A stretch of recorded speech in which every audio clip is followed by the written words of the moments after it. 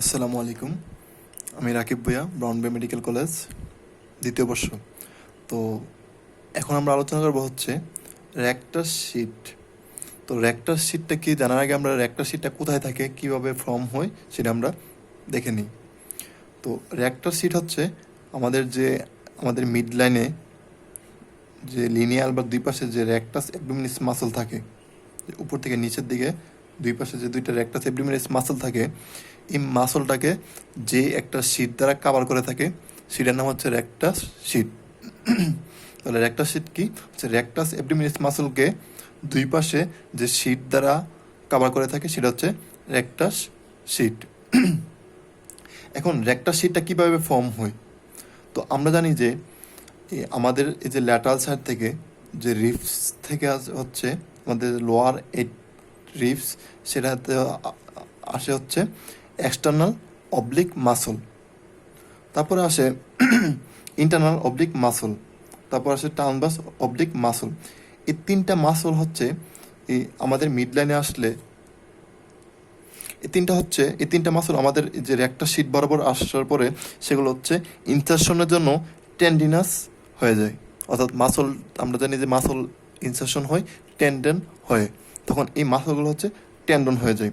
তখন এই সবগুলো টেন্ডন একসাথে মিলে যে র্যাক্টার শিটকে কাভার করে একটা শিট দ্বারা, এই শিটটার নাম হচ্ছে র্যাক্টার শিট। অর্থাৎ দুই পাশে যে র্যাক্টাস অ্যাবডোমিনাল মাসলের উপরে যে external oblique, internal oblique and transverse oblique মাসলের টেন্ডনগুলো হচ্ছে মিলে ফর্ম করবে দুই পাশে র্যাক্টার শিট। তো এই র্যাক্টার শিটটা হচ্ছে বিভিন্ন জায়গায় বিভিন্ন রকম, সব জায়গায় সেম না। তাহলে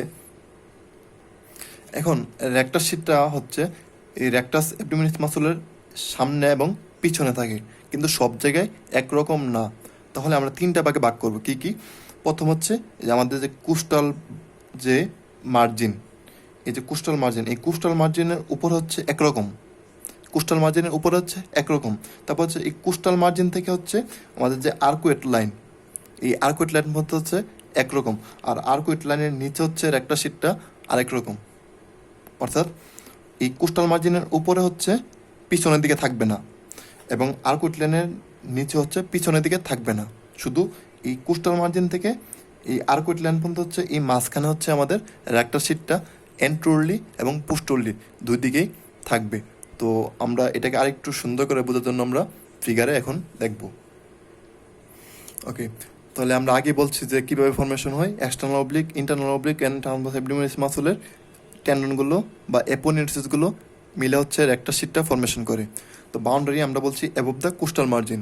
তো কোস্টাল মার্জিনের উপরে হচ্ছে এই এন্ট্রোরলি, আমাদের এন্ট্রোরলি হচ্ছে যে র্যাক্টাসে শুধু এক্সটার্নাল অবলিক মাসল, এটা হচ্ছে এক্সটার্নাল অবলিক মাসলটা আমাদের র্যাক্টার শিটের উপরে এসে অ্যাপোনিওসিস বা ট্যান্ডন হয়ে যায়। তাহলে হচ্ছে সামনের দিকে হচ্ছে থাকবে এবং আমাদের যে জিফয়েড প্রসেসে ইনসেশন নেবে। আবার হচ্ছে ওই পাশেটা হচ্ছে এক্সটার্নাল অবলিকটা হচ্ছে অ্যাপোনিওসিস হয়ে আমাদের র্যাক্টার শিটকে কাভার করবে, শুধু সামনের দিকে থাকবে, পিছনের দিকে কোনো কাভারিং নাই, অ্যাপোনিওসিস নাই।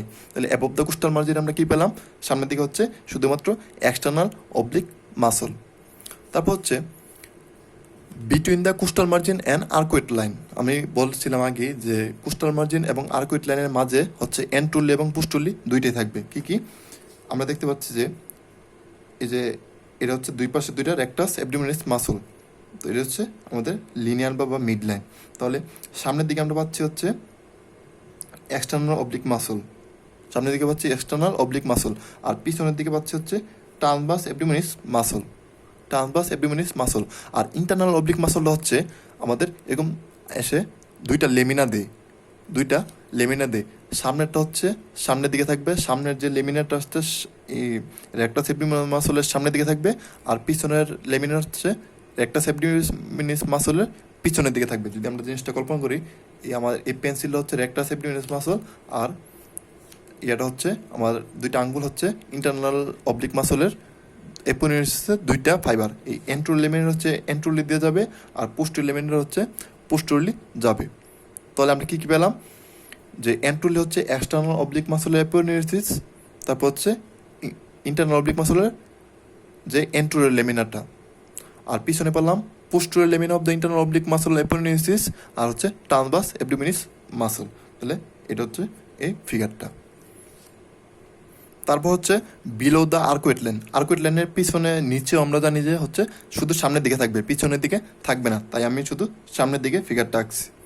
তাহলে সামনের দিকে কী থাকবো, আমাদের যে তিনটা যে muscle, external oblique muscle, internal oblique muscle and transverse abdominis muscle, এই তিনটা মাসলে হচ্ছে আমরা অ্যাপোনেসটা পাবো সামনের দিকে, অর্থাৎ পিছনের দিকে ডেফিসিট, পিছনের দিকে থাকবে না। তাহলে এই হলো আমাদের একটা শিটের বিভিন্ন লেভেলের বিভিন্ন বাউন্ডারি।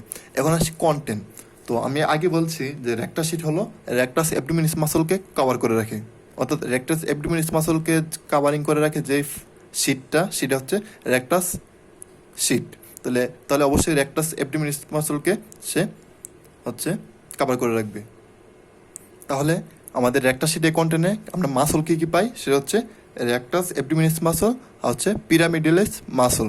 তারপরে আমরা কিছু ব্যাসেল পাবো, সেগুলো কী কী, superior epigastric artery and vein, inferior epigastric artery and vein, আর নার্ভ হচ্ছে লোয়ার 6 থোরাসিক নার্ভ। এগুলো হচ্ছে আমাদের রেক্টাস শিটের কন্টেন্ট। তো আশা করি সবাই বুঝতে পেরেছেন এবং সবাইকে ধন্যবাদ আমার ভিডিওটি দেখার জন্য। আসসালামু আলাইকুম।